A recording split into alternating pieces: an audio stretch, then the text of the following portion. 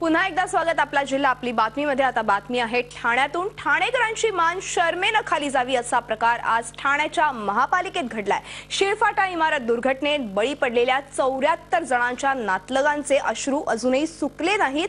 तोच या प्रकरणातले आरोपी असलेल्या अधिकाऱ्यांना पुन्हा सेवेत घेण्याचा निर्णय महासभेत घेण्यात आलाय। पाहूया हा रिपोर्ट।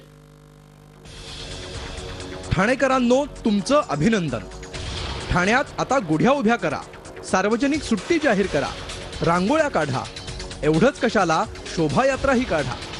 74 जणांच्या खुनाचे आरोपी तुमच्या सेवेत परत येत आहेत। ठाण्यासाठी ही केवढी मोठी शोभा। 4 एप्रिल 2013 ला घडलेल्या शिळफाटा इमारत दुर्घटनेत 74 नागरिकांना आपला जीव गमवावा लागला होता। या प्रकरणातल्या सगळ्या दोषी अधिकाऱ्यांचं निलंबन मागे घेण्याचा ठराव ठाणे महापालिकेच्या महासभेत मंजूर झालाय। पहा हा ठराव मांडणाऱ्या नगरसेवकाचं काय म्हणणं आहे।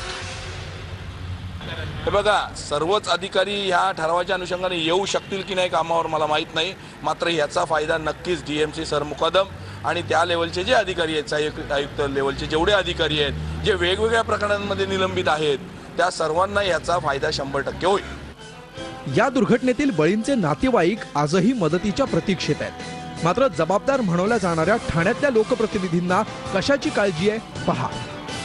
सरसकट त्या चार्जशीट मध्ये ज्यांचा संबंध काय नसताना त्यांना न्यायालयाने जामीन दिलेली आहे, त्याच अधिकाऱ्याने आम्ही परत सेवेत घेण्यासाठी प्रशासनाने प्रस्ताव आणला होता आणि त्या बाबतीतला ठराव पारित झालेला आहे।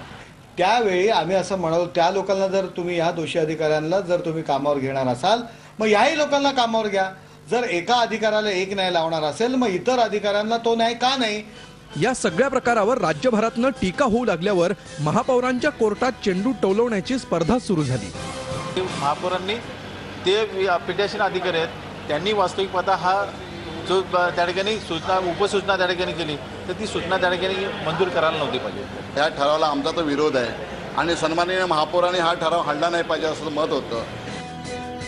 याविषयी महापौरांना विचारलं असता त्यांनीही आपलं उत्तर ठरवूनच ठेवलं होतं। काही गर्दीमध्ये बिगारी झाला, ड्रायव्हर झाला, अशा लोकांना देखील त्याच्यावर कारवाई झालेली आहे आणि ते कुठेतरी निष्पाप लोक त्याच्यात ते वेटीस धरू नये आणि त्याच्यावर अन्याय होऊ नये। शेवटी त्यांचा देखील परिवार आहे, एक जो कॉर्पोरेशनला काम करणार म्हणून त्यांची पण फॅमिली आहे। आपल्या लोकप्रतिनिधींचा हा ठराव पाहून काय बोलावं आणि काय नको हेच ठाणेकरांना कळेनासं झालंय।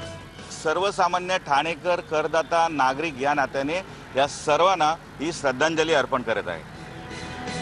थंड डोक्यानं केलेल्या एका खुनाला फाशी किंवा जन्मठेपेची शिक्षा होते, त्या न्यायानं 74 जणांचे खून करणाऱ्यांना काय शिक्षा व्हायला हवी, तुम्हीच विचार करा। कपिल राऊत, झी मीडिया, ठाणे।